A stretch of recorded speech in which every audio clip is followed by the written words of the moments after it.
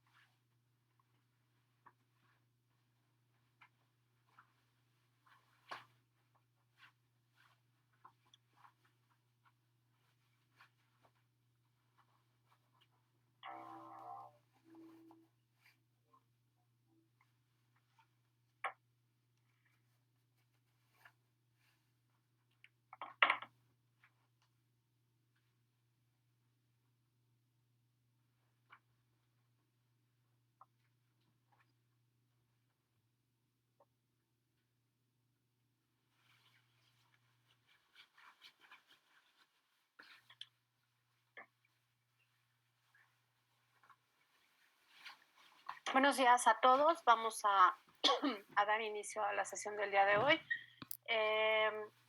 Para el día de hoy se ha asignado la lectura del texto de O'Gorman, de la conciencia histórica en la Edad Media. Y es con lo que vamos a arrancar. Estuve leyendo hace un rato sus comentarios en sus entradas pues en el foro, en el blog, ¿no? Y me parecieron súper interesantes el debate ahí un poco en torno a este asunto de la fuente única, si sí, si no, etcétera, etcétera, ¿no? Entonces, ahorita vamos a hablar un poco de eso, ¿no? De qué es lo que hace O'Gorman, si es viable o no es viable, o qué es lo que pasa, ¿no? En este texto del mundo O'Gorman. Y bueno, ¿por qué lo estamos leyendo, no? También, ¿qué función tiene en que leamos este texto de O'Gorman en esta clase y al principio, sobre todo, del curso, ¿no? Den un segundo nada más. Que no, hay una, aquí está, una compañera que no encontraba en la lista. Ya, ok, perfectísimo. Bueno, entonces, el día de hoy, y retomo, vamos a trabajar con el texto de O'Gorman, vamos a discutir el texto de O'Gorman, el sentido del texto de O'Gorman. Vamos a tratar de recapitular un poco esto que hemos venido trabajando a través de los textos de Romero Galván, el texto de Kahler, y que un poco el sentido, en efecto, es de corte conceptual, pero también para que vayan familiarizándose con las formas de trabajo que no son, no es un espacio donde vamos a estar dictando definiciones, ni mucho menos, sino que se trata esencialmente de propiciar una reflexión en torno a los distintos elementos del curso y que ustedes también vayan construyendo esas nociones, esas definiciones, esos conceptos con los que tenemos que trabajar siempre y cuando tengamos como un punto referencial común, ¿no? Ese es un poco el sentido, ¿no? Entonces, bueno, retomaremos esa parte y lanzaremos de alguna manera ya la última parte de este primer aprendizaje propiamente, de esta primera unidad, que corresponde a ya las herramientas propiamente del análisis de los textos, ¿no? Estas que tienen que ver más con los procedimientos con los que vamos a trabajar, ¿no? Bueno, antes de arrancar con el texto de O'Gorman, no sé si alguien quiera hacer algún comentario, algo que quiera, alguna inquietud, duda, algo que quiera señalar. ¿Nada? Ok, bueno, entonces arrancamos con el texto de O'Gorman. Bueno, este texto de Edmundo O'Gorman que se titula La conciencia histórica en la Edad Media, creo que una de las cosas por las que tenemos que empezar o con las que tenemos que empezar a analizar el texto es justamente cuál es la intención de Edmundo O'Gorman, que se revela en este caso, pues es muy clara, muy evidente a través del título de Edmundo O'Gorman, ¿no? Pero ¿cuál es el objeto propiamente de estudio de Edmundo O'Gorman? ¿Qué es lo que quiere analizar y cómo procede para analizarlo, ¿no? Ese es uno de los elementos que tendríamos que empezar a discutir. ¿Quién quiere decirme qué es lo que pretende Edmundo O'Gorman con este texto? Viridiana.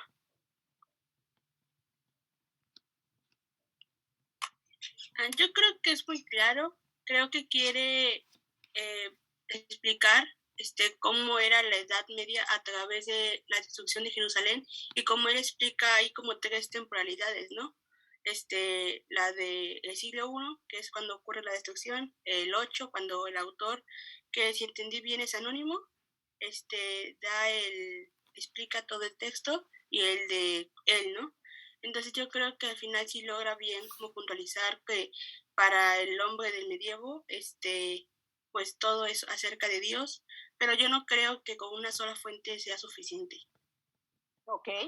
Viridiana, Edmundo O'Gorman pretende en este texto darnos a conocer cómo es la Edad Media. Esta es la pretensión de Edmundo O'Gorman en este texto.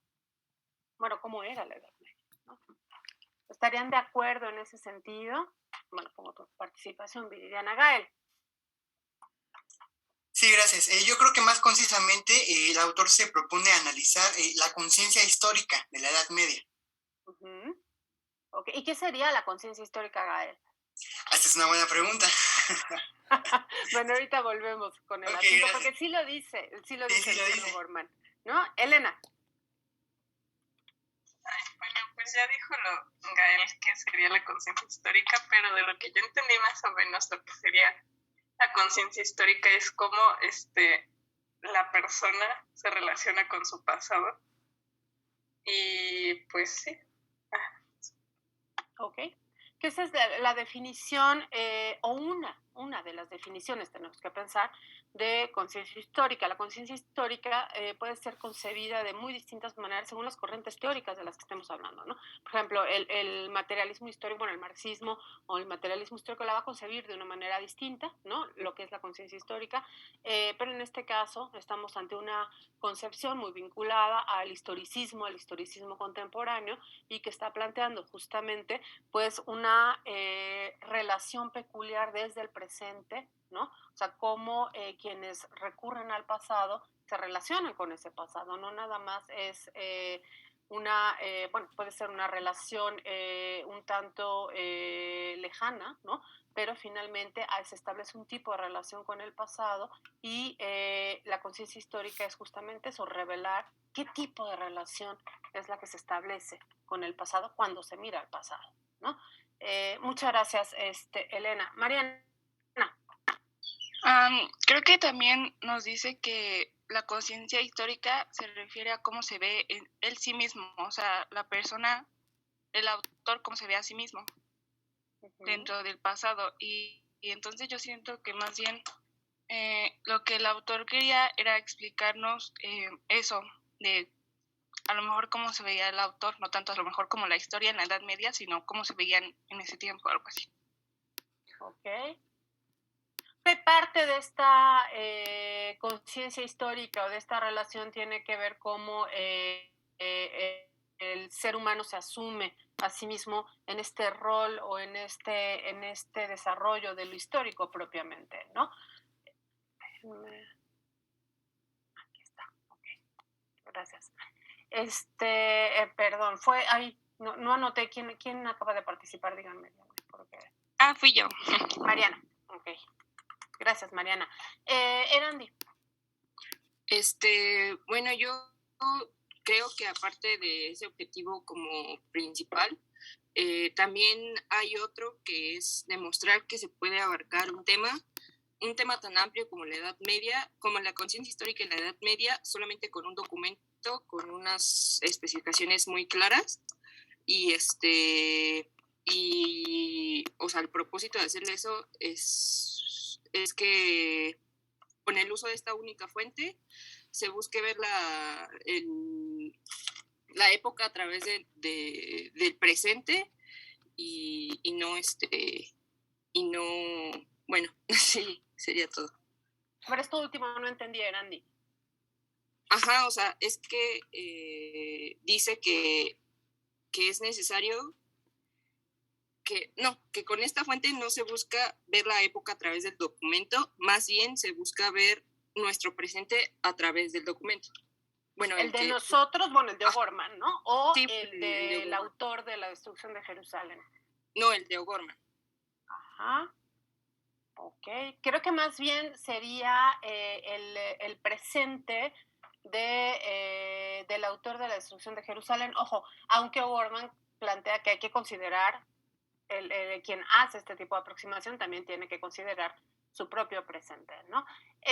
Muchas gracias, Erandi. Le doy la palabra a Daniel Quijada y Daniel Feria, Marisa, y ahorita retomamos, ¿no? Lo que estamos señalando. Porque aquí hay como que puntualizar algunas cosas. Daniel Quijada. Pues mi idea es muy parecida a la de Gabriela. Yo digo que el autor intentaba demostrar que es trabajo del historiador la interpretación, ¿no? del pasado, no dependiendo mucho de las fuentes, de la cantidad, sino más bien de la calidad, ¿no? Por ejemplo, aquí decía que los hombres de la Edad Media se guiaban más que nada por evangelios, ¿no? Ya sean apócrifos o canónicos, y todo su pasado lo veían como su presente, más que nada. Entonces, pues ellos interpretaban eso. Entonces, es trabajo del historiador, o en este caso del autor anónimo, demostrar su pasado, y pues lo tuvieron que relacionar con Dios. Entonces, yo digo que eso es lo que intentaba demostrar O'Gorman, que es trabajo del historiador, no importa la cantidad de fuentes. Ok, gracias Daniel, aunque también hay una necesidad, no todo es mera interpretación, ¿no? Pero bueno, ahorita iremos sobre eso. Daniel Feria. Buenos días, gracias maestra. Buenos días. Bueno, yo de lo que rescaté en base a esto es que la época cambia más, ¿no? El hombre, y o sea, lo que trata de explicar aquí es que se está viendo el pasado como un presente, y aquí estamos tomando en cuenta, como usted ya lo dijo, ya dos presentes, cuanto el autor del que está de lo de Jerusalén, la destrucción de Jerusalén, lo está narrando, y cómo O'Gorman lo está interpretando también, o sea, cómo está analizando ese texto. Bueno, también algo que vi también es que el pasado se está narrando como si fuera el presente, para tratar de explicar una identidad. Ok. Decías, Daniel, el hombre es el mismo, el hombre no cambia. ¿Eso según quién? ¿Según O'Gorman o según la interpretación de O'Gorman sobre la visión en la Edad Media? ¿Sí me explico? Me parece que sí es O'Gorman el que dice que la época es la que cambia. El hombre sigue siendo el mismo, simplemente se afectan las épocas en las que esté, en la que va transcurriendo el tiempo. Creo que eso referiría más bien a la concepción medieval, ¿no? Porque si en el caso de O'Gorman, por ejemplo, y al ser un historicista, justamente lo que están planteando es la historicidad misma del hombre, cómo el hombre se transforma, ¿no?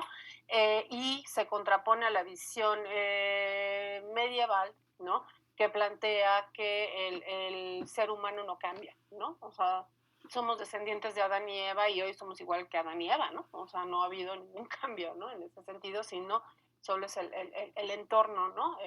Social, etcétera, lo que cambia, ¿no? Sería más bien desde la perspectiva de esta visión, ¿no? De la Edad Media. Muchas gracias, Daniel. Marisa. Hola, buenos días. Buenos días. Me gustaría destacar algunas ideas que puede comparar con el texto de ¿cómo se llama? Este autor que se llama Galván. Y bueno, la primera es la manera de interpretación de la contextualización histórica del hombre del pasado a través de la manera en la que se relaciona con dioses, más o menos. Entonces, eso lo puedo destacar bastante bien porque en la primera parte del texto de, pues, ¿cómo se llama este? Ese. Gracias. Pues habla justamente, pues, de esto, ¿no? De cómo podíamos, cómo el autor anónimo relataba el cómo se vivió esta parte de Jerusalén, justamente con una relación tanto a Dios. La otra es una cosa que se entró mucho en debate hace 2 clases más o menos, bueno, un poquito en debate, que si la historia era únicamente pues del hombre. Y pues O'Gorman hace una puntualización algo chiquita, pero sí hace mención de que el hombre se diferencia del animal por esta misma capacidad, ¿no? De la conciencia histórica. Entonces esto me gusta destacarlo porque lo puedo, perdón, se me traba la lengua, relacionarlo con el autor de Galván. Okay. Y ya eso es todo.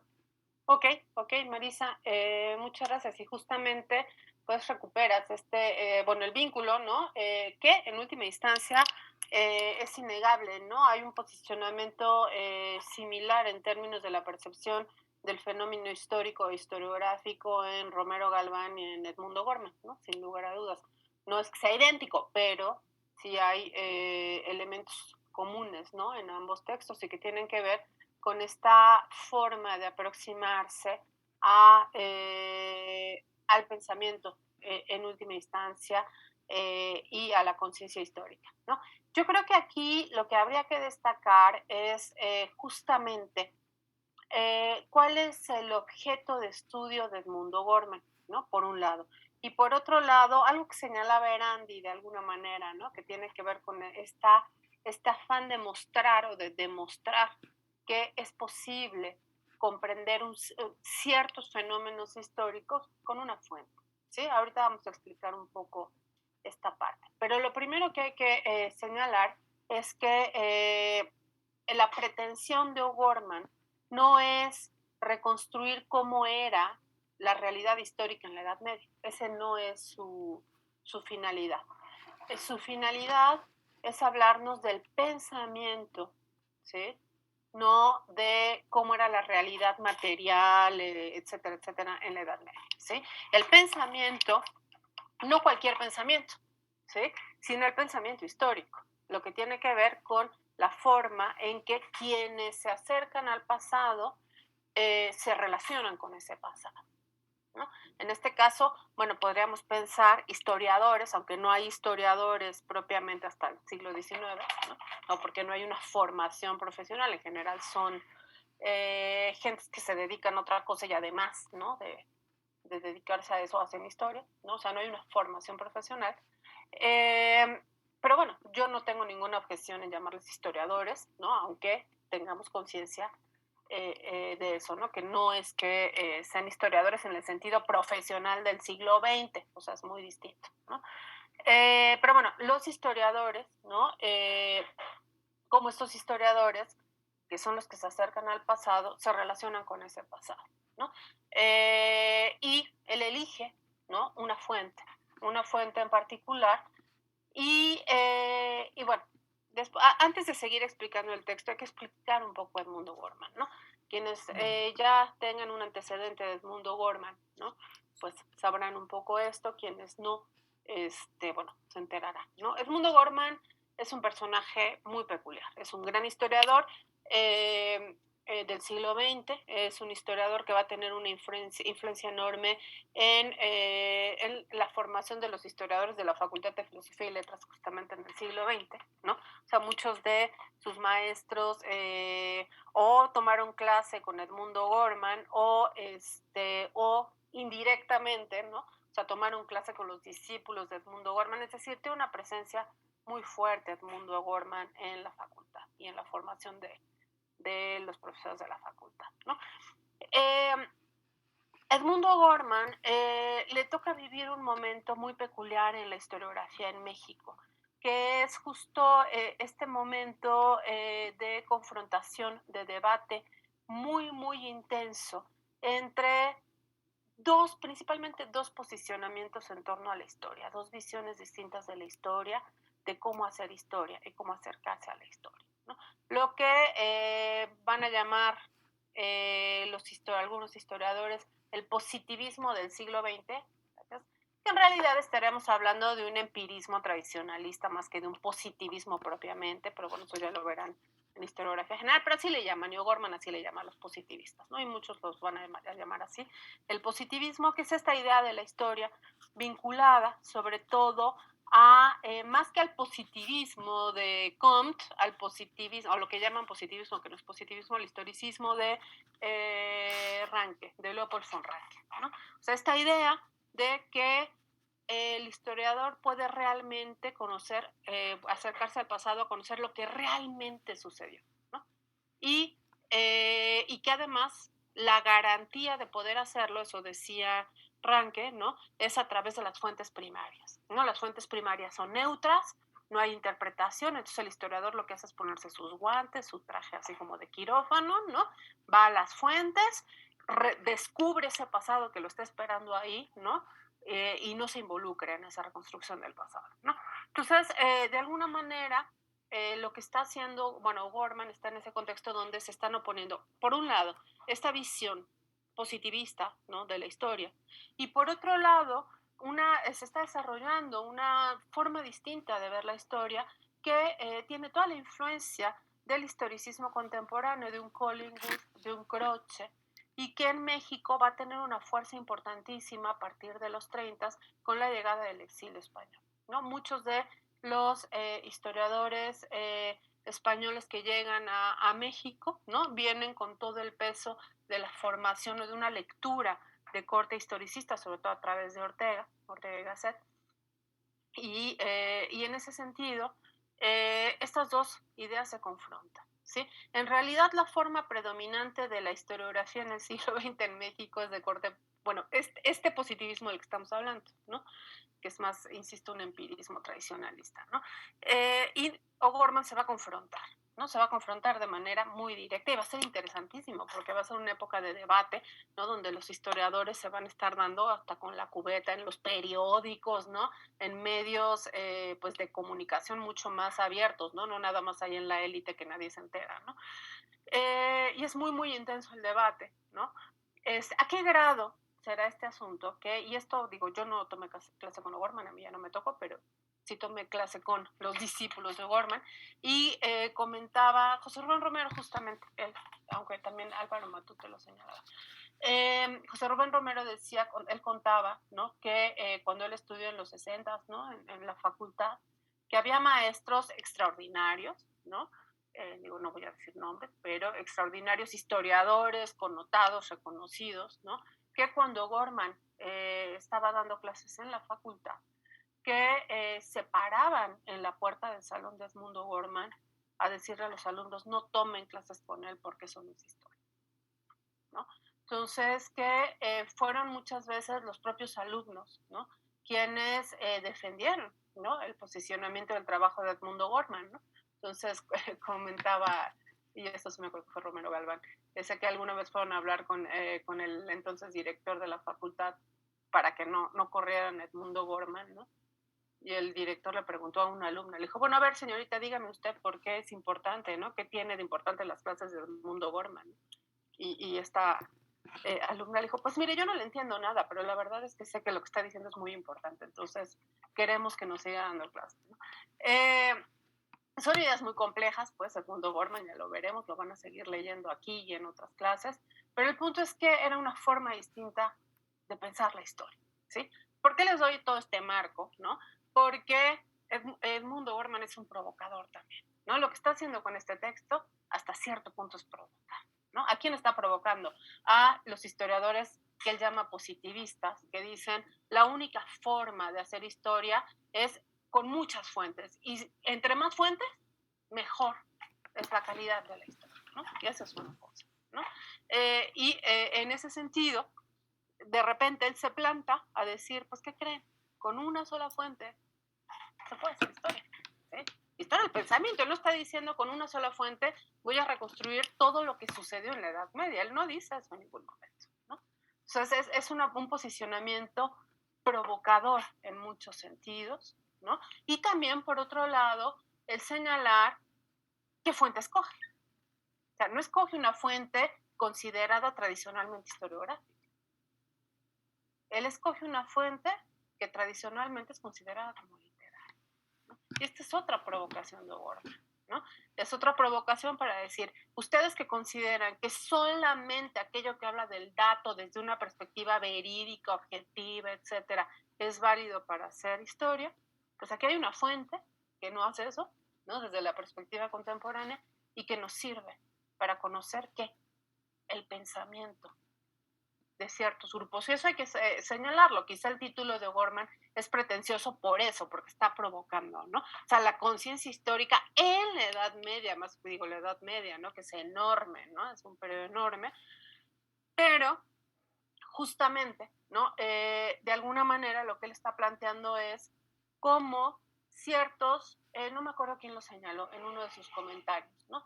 Es pretencioso pensar que con un solo texto se puede conocer el pensamiento de todos los sectores, ¿no? Por ejemplo, de la sociedad, ¿no? En efecto.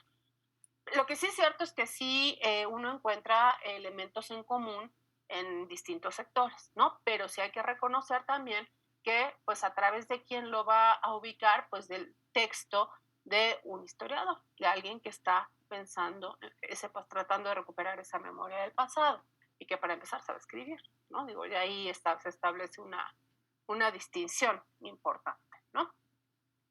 Pero también, por otro lado, ¿no? Hay que reconocer que es complicado reconstruir la conciencia histórica o hablar de la conciencia histórica en la Edad Media, por ejemplo, de los campesinos o de los siervos. ¿Por qué? Pues porque no tenemos registros escritos de eso, ¿sí? No hay una evidencia escrita de esta forma de relación con el pasado. Es un poco lo que le pasa a Robert Darnton, y estamos hablando del siglo XVIII, no de la Edad Media, ¿no? Cuando trata de reconstruir el pensamiento de los campesinos franceses del siglo XVIII, pues se topa, digo, él ya lo sabía, pues, ¿no? No es que no lo supiera, pero bueno, el problema son las fuentes, en principio. ¿Con qué fuentes? Porque los campesinos, además de que no saben escribir, ¿no? Tienen otras preocupaciones que estar elucubrando acá si voy a relacionar con el pasado y ¿no? cuáles van a ser mis criterios de verdad y todas estas cosas, ¿no? O sea, en realidad hay otros elementos, otras formas. Eso no quiere decir que no se relacionen con el pasado. Hay otras formas de relacionarse con el pasado, pero no tenemos registro de ello propiamente. Entonces se vuelve muy complicado hablar de otros sectores. Y lo que sí podemos saber es que sí hay ciertos referentes comunes en ciertos momentos históricos, ¿no? Muchos de ustedes señalaban justamente el factor individual, o sea, cómo puedes a través del pensamiento de un individuo generalizar, o sea, si cada quien es distinto, ¿no? Sí, cada quien es distinto, pero también, y lo señalamos en las sesiones anteriores, tenemos preocupaciones similares. O sea, en ese sentido, no quiero verme teleológica, ¿no? Pero en ese sentido, ciertas épocas, ¿no? O bueno, no ciertas, las épocas también tienen su propia identidad en ese sentido, ¿no? Digo, evidentemente esa identidad se la dan los individuos, ¿no? Pero hay elementos comunes. Yo señalaba, por ejemplo, ¿no? Ciertas preocupaciones, la inseguridad, la desigualdad de género, en fin, hoy en día, ¿no? Hay una serie de preocupaciones que compartimos todos y que seguramente se reflejarían en los trabajos. Si yo les pidiera a todos ustedes, ¿no? que hicieran una historia de México en la segunda mitad del siglo XX, ¿no? Todos sus trabajos serían distintos, pero al mismo tiempo compartirían elementos. Y eso es, de alguna manera, lo que el presupuesto del que está partiendo Edmundo Gorman, justamente. Que aunque no niega el factor individual, el genio individual, pues, o la personalidad de los textos, también es cierto que ciertos periodos, ciertas épocas comparten, ya sea por inquietudes, posicionamientos o por modas también, ¿no? O sea, porque también tenemos los factores estéticos, ¿no? En las propias obras historiográficas. Entonces, sí hay elementos importantes que unen el pensamiento de distintas épocas, bueno, de la misma época, los autores de una misma época, y que son justamente los vasos comunicantes que nos van a hablar de ese periodo. Si yo analizo varios autores, por ejemplo, del siglo XVI, claro que van a ser distintos, o sea, un Sahagún va a ser distinto a Motolinía o a Mendieta o al propio Torquemada, aunque es un poco más tardío Torquemada, ¿no? Pero también tienen elementos en común, ¿sí? Que nos habla de una preocupación de una época, del pensamiento de una época, ¿sí? Que tiene que ver, obviamente, sí, sin lugar a dudas, con esta élite, eso sí hay que reconocerlo, pero es a lo que tenemos acceso, de alguna manera, y el pensamiento de estas élites muchas veces también refleja, ¿no? Algunos aspectos o algunas preocupaciones de otros sectores sociales, ¿no? No podemos decir que todos van a pensar exactamente igual, pero van a compartir preocupaciones, ¿sí? Y esas son las que nos revelan, ¿no? Estas formas de conciencia histórica. Déjenme nada más dar acceso a un compañero. Dice Alejandro, es como si fuéramos parte de una corriente literaria. De alguna manera, no olvidemos que la historiografía también, y se lo señalaba, ¿no? Es hasta el siglo XIX cuando la historiografía va a empezar a pretender ser ciencia y entonces se va a distanciar de su origen, ¿no? Pero antes de eso, la historiografía todavía siempre ubicada en la rama de la literatura que busca la verdad, etcétera, etcétera, ¿no? Pero siempre se mueve un poco en otros términos, ¿no? Bueno, tras esto que les he dicho, ¿esto les genera alguna inquietud, algo con respecto al texto de O'Gorman, frente a lo que ustedes señalaron en el propio, en el foro, ¿no? Alejandro. Pues a mí sí, porque si les soy así completamente sincero, el texto se me complicó bastante. Hubo cosas que no entendí y ahora que usted ya lo menciona, como que ya me siento un poco más seguro de lo que, ¿cómo se llama? De lo que en el momento que al leerlo entendí. Todo esto que está hablando de cómo O'Gorman hacía como una especie de, ¿cómo dijo? Ahí se me fue la palabra. Provocación hacia el método científico que se estaba usando en esa época.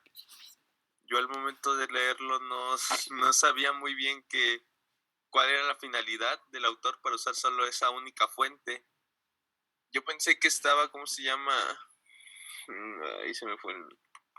Que estaba como así tratando de mostrar que la fuente única podía tener errores, porque como lo menciona, tenía algunos datos que eran erróneos.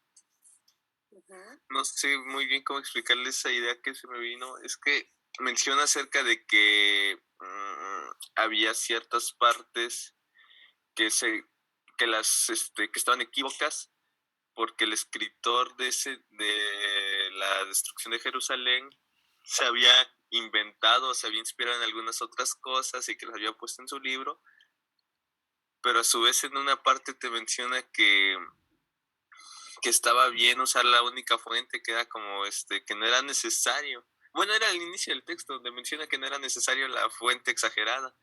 Así que yo me sentía un poco confundido con respecto a eso. Yo como que no sé, sentí que las dos ideas chocaron en el texto y yo no sabía muy bien qué decir acerca de. Justamente un poco lo que señala O'Gorman es el elemento de los criterios de validación de una fuente, ¿no? O sea, tiene que ver un poco con eso, en cómo en el siglo XX, desde el positivismo, se valora la veracidad o más que la veracidad, la fiabilidad de una fuente, ¿no? Y en función de los elementos que se descarta. Y bueno, un poco lo que señala es, esos criterios no funcionan. No funcionan si lo que quiero es entender el pensamiento de esa época. Funcionan si quiero saber cómo fue la Edad Media, pero no si quiero entender el pensamiento de la Edad Media, ¿no? Daniel Reyes. Hola, buenos días. Hola, buenos días. Pues yo tengo dos situaciones. Una es en relación a la fuente y otra es en relación a un poquito el texto, ya una parte de conclusión. En relación a una fuente, pues tengo los conflictos en relación a los sesgos cognitivos que sucederían al momento de utilizar una, que sería pues básicamente la creación de los falsos recuerdos, los sesgos de confirmación y las criptoamnesias.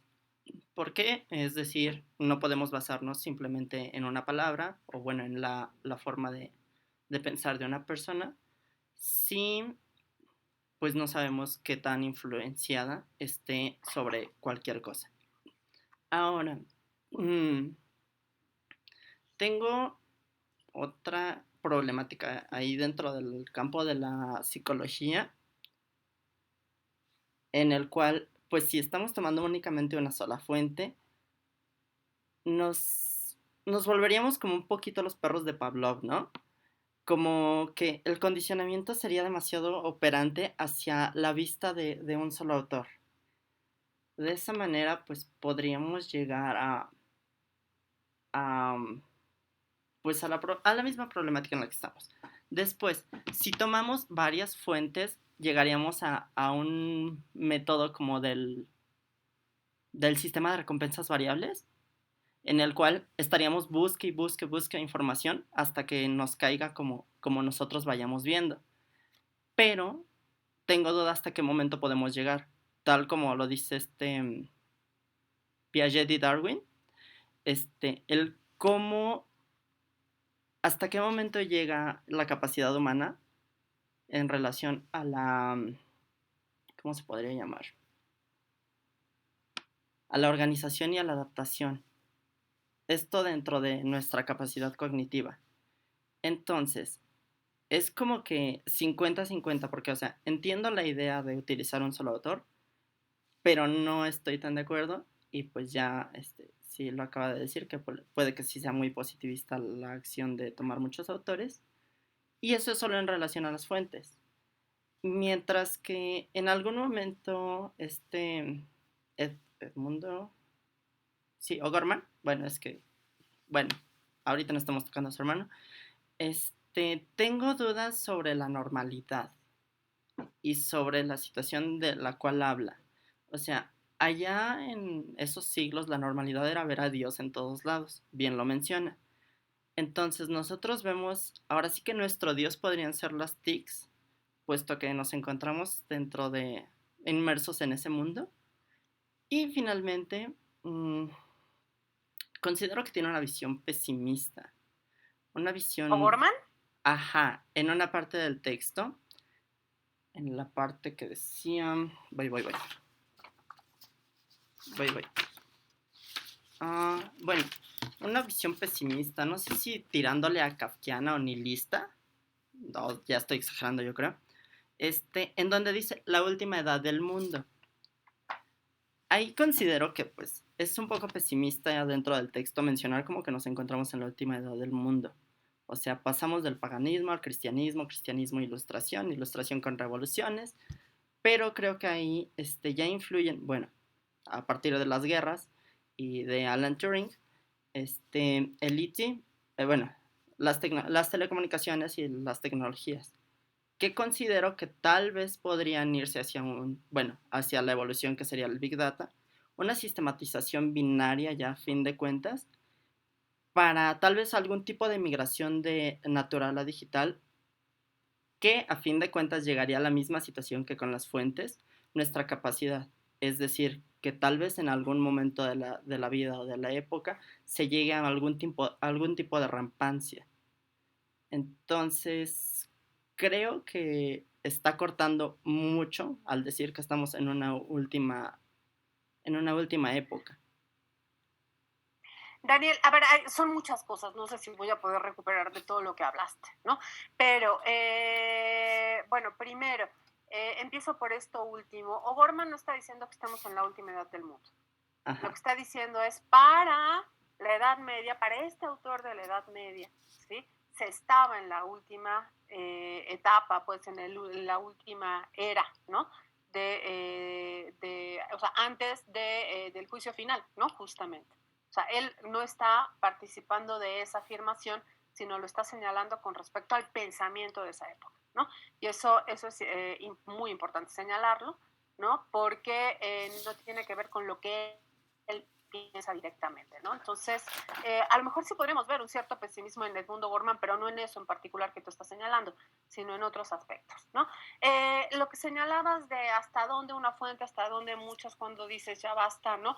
Bueno, lo que hay que entender es que el historiador hace preguntas al pasado. ¿Cuándo paras? Cuando respondes tu pregunta. Punto. Ahí es donde para, ¿sí? O sea, el pretender, ¿sí? Claro, tienes que sustentarla en un procedimiento riguroso. Esa es la clave de la construcción histórica, ¿sí?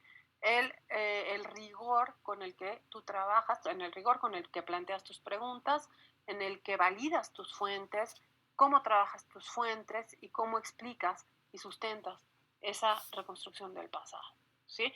Querer pretender que hasta que tengas la última fuente o sea, agotes todas las fuentes que hay sobre el tema, nunca las vas a agotar, nunca. Siempre va a haber algo nuevo. Pero además eso lo que va a provocar es una dispersión y una falta de explicación de los propios procesos, ¿no? Cuando Gorman dice solo con una fuente se puede,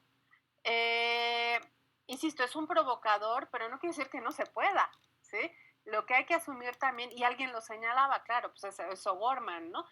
Es una sola fuente, pero no es el único texto ni el único trabajo referencial que está utilizando. Tiene primero una formación impresionante O'Gorman, que conoce la Edad Media, ¿no? Pero además, ahí en el mismo texto que ustedes leyeron está utilizando otras fuentes de referencia, ¿no? La misma Biblia, ¿no? Etcétera, etcétera. Entonces tampoco es que sea nada más una. O sea, bueno, sí, como fuente sí, ¿no? Fuente es una, pero tiene ahí como muchas referencias que apoyan el trabajo que está haciendo, ¿sí? ¿Por qué? ¿Qué es lo que nos permite? Y es un poco lo que señalaba hace rato. ¿Qué es lo que nos permite hacer esta generalización? Porque el mismo Gorman lo dice, para poder hacerlo, o sea, no es cualquier fuente, para poder hacerlo, la fuente tiene que cumplir ciertas características, ¿no? O sea, no es que yo agarre lo primero que encontré en mi librero, ¿no? Sino que hay que buscar la fuente adecuada para que se pueda hacer este ejercicio. Quizá aquí lo más importante es que, lo señalaba al principio, O'Gorman no está tratando de reconstruir lo que pasó en la Edad Media, sino cómo pensaban ciertos sectores, pues en este caso quienes se vinculaban con el pasado, los historiadores, si lo queremos ver en esos términos, ¿no? Cómo pensaban, cómo se relacionaban con ese pasado. Entonces, en ese caso, no es relevante si en efecto se apareció el apóstol Santiago en la batalla. O sea, el punto es que para estos individuos eso pasó, ¿sí? Porque además, y podemos decir, pues qué ignorantes y qué supersticiosos, etcétera, etcétera. Pero entonces estamos partiendo de nuestros criterios, ¿sí? Del presente para valorar el pasado. ¿Por qué es válido para ellos eso? Porque sus criterios de verdad son otros, ¿sí? Porque sus referentes son otros, porque el sentido que tiene la historia es otro. O sea, la historia, digo, ya lo veremos, ¿no? Vamos a entrar a hablar justamente de la visión providencialista, no tanto de la visión medieval, pero sí de la visión providencialista, porque va a ser lo que va a prevalecer, ¿no? En una buena parte de la historiografía de México del siglo XVI, XVII, XVIII, ¿no? Desde esta perspectiva, la historia, bueno, ¿tiene un carácter pragmático? Sí, como lo tenía para los griegos, los romanos, pero es pragmático moral, ¿no? O sea, es el aprendizaje, es este carácter didáctico de aprender del ejemplo moral, o sea, lo bueno, lo malo, lo virtuoso, lo no virtuoso. Pero sobre todo, la función que tiene la historia es hacer patente, evidenciar, ¿sí?, el tránsito o manifestar de alguna manera el camino hacia la salvación. Esa es la función de la historia. Para eso sirve. O sea, voy bien o me regreso. En este camino, ¿no?, hacia la salvación. Es una manifestación de una revelación de la divina providencia del camino hacia la salvación. Hoy en día no es eso la historia, hoy en día es otra cosa, ¿no? Pero lo que tenemos que comprender es justamente eso, porque si nos acercamos a estas fuentes solamente para, pues estas son puras mentiras, ¿no? Nada de esto pasó, y aquí los milagros no pasan, en fin, pues no estamos entendiendo nada. Acercarse a estas fuentes nos permite, no, por eso insisto, no conocer lo que pasó en la destrucción de Jerusalén. Nos permite saber o conocer cómo los individuos en esta época pensaban esa relación con ese pasado y la relación con el pasado. Y cómo ese pasado se relacionaba con su propio presente. Es pensamiento. A lo que nos está dando acceso es al pensamiento de una época, ¿sí? Y no para decir atrasado, hoy superior, ¿no? Porque esa es una visión, pues además de soberbia, ¿no? En muchos sentidos hasta donde realmente se sustentaría, ¿no? Sino simplemente tratar de entender que no pueden pensar lo mismo que nosotros. Ahora, ¿qué es lo que piensan, no? Y vamos a encontrar, si ustedes hacen el ejercicio, que varios autores de los mismos periodos van a plantear cosas similares, no en todo, pero en muchas cosas sí va a haber elementos similares. Y esto es lo que le permite a Edmundo Gorman ser, si quieren, soberbio, porque tiene un conocimiento de las fuentes. Entonces él puede decir, ¿sí?, esto que estoy diciendo es la conciencia histórica de la Edad Media. Claro, lo saca de una sola fuente, ¿sí?, pero él sabe que hay muchas fuentes que comparten esa visión, ¿no? Entonces, en ese sentido es un poco tramposo en el texto, pero insisto, no quiere decir que no se pueda, ¿sí? O sea, aquí lo importante es cómo un texto nos puede dar acceso al pensamiento de una época, ¿sí? Daniel, eso es lo relevante. No estamos tratando de pensar cómo fue, sino cómo lo pensaba, ¿sí?, esa época. ¿Ok? Ese es un poco el sentido. Si no, ahorita volvemos, Daniel, para que, digo, yo no me acuerdo de todo lo que señalaste, pero... Viridiana. Pues, contar esta parte que... Espérame, Viridiana Sumaya, perdón, es que hay lista antes, espérame un segundo. Viridiana Medina. Perdón. No te preocupes, yo que no dije bien. Ajá. Yo iba a decir que algo que igual ayer les comenté a mis compañeros es que algo que me pareció raro es que al final de las hojas como que estaba repitiendo como el pensamiento y ahora entiendo que es porque está provocando, ¿no? O sea, que esa es su finalidad, un poco del texto que está provocando a los demás y por eso tiene sentido que estaba, según yo, puntualizando varias veces que como que sí se podía con una sola fuente encontrar varias, como era el pensamiento de esa época. Y igual yo lo puse en mi comentario de que pues es que de todas formas él tiene un antecedentes de todo eso, ¿no? O sea, en el simple hecho de que una persona le costaría entender años 700, yo siento que desde ahí como que él tiene un poco de contexto, o sea, mucho más que cualquier persona. Aunque, y como usted dice, ¿no? Con una fuente, pues obviamente muchas cosas se pueden ir, van a ser similares, porque pues en sí, pues yo creo que en esa época también mucho tenía que ver con Dios, y por lo mismo, ¿no? Como para ellos era su redención, su salvación, y por eso pensaban como de Dios, porque como yo creo que al repetir tanto Dios, era como buscar un perdón al ser la última era que iban a vivir, según ellos, ¿no? Yo creo que así lo entiendo yo. Muchas gracias, Viridiana. Susana. Hola, buenos días. Pues yo creo que estoy de acuerdo con O'Gorman. Creo que nosotros estamos ahorita, bueno, tenemos como cierta educación que nos han dicho, no creas fuentes poco confiables y nos han enseñado cómo a juzgar las fuentes. Pero a mí me parece muy válido que O'Gorman utilice una sola fuente, o sea, él incluso lo menciona, ¿no? Que todo autor tiene derecho a plantear como su forma de trabajo como él quiera y que el uso de más fuentes no garantiza pues que se está diciendo la verdad, ¿no? Aparte, creo que O'Gorman selecciona esta obra, esta crónica del siglo XIII, pues no a la ligera, ¿no? O sea, él incluso menciona por qué la escogió, o sea, es un texto medieval con amplitud pues considerable y que sí pues pone como ese puente hacia el pasado y que además es una obra que se va como repitiendo a lo largo de varios siglos. Incluso en México menciona que en México hay una traducción, una obra, pues creo que era un auto sacramental que era como de traducción. No, él menciona, creo, mexica, no sé si se refería a que estaba en náhuatl. Y pues es una fuente bien escogida y además con su método que él dice es necesario también considerar el rigor del método utilizado para estudiar esa fuente para, pues sí, para darle validez a la investigación, ¿no? Igual creo que obviamente no todos los temas se pueden investigar usando toda fuente, pero creo que sí es un esbozo general de un tema utilizando una sola fuente y creo que es lo que hace O'Gorman, ¿no? Y como usted menciona, profesora, sí utiliza esta sola fuente, pero también está respaldado como por los versículos de la Biblia y que los evangelios apócrifos y el Nuevo Testamento y las tradiciones cristianas.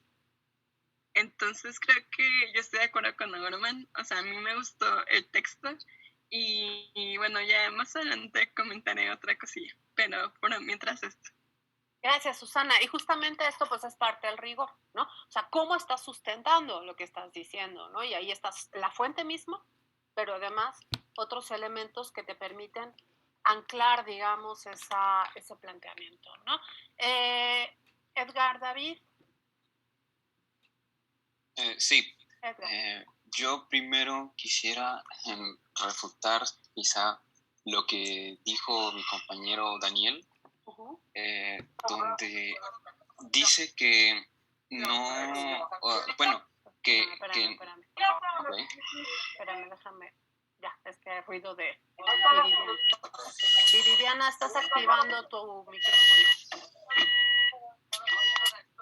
No me deja silenciarla. Ya, perdón, Edgar. Sí. Mi compañero Daniel dijo, si no mal recuerdo, que hay que tomar en cuenta cómo afecta, cómo puede afectar a un texto de esta índole el juicio del autor, del autor de la destrucción de Jerusalén. El hecho de cómo él estaba inmerso, cómo su situación afecta el cómo determina seguir con el texto. No dijo eso, pero se puede traducir, creo yo, de esa forma.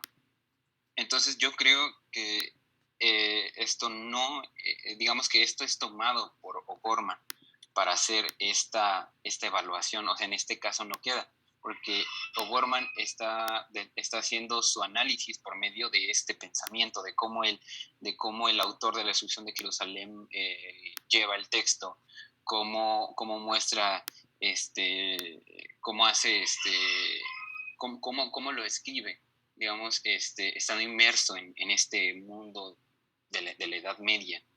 Entonces, me parece que en este punto, digamos que, bueno, más que nada en este tema sí se puede abarcar con esta única fuente, tomando en cuenta que se va a analizar esto. Yo sí creo que se puede utilizar una única fuente para hacer estos tipos de trabajos, pero solamente con determinados temas. Es decir, y claro que el hecho de que haya sido O'Gorman quien haya escrito esto, creo que define casi completamente que se pueda hacer esto, porque pues él ya tiene un procedimiento de análisis y una manera de cómo construir su trabajo, a pesar de que sea una sola fuente.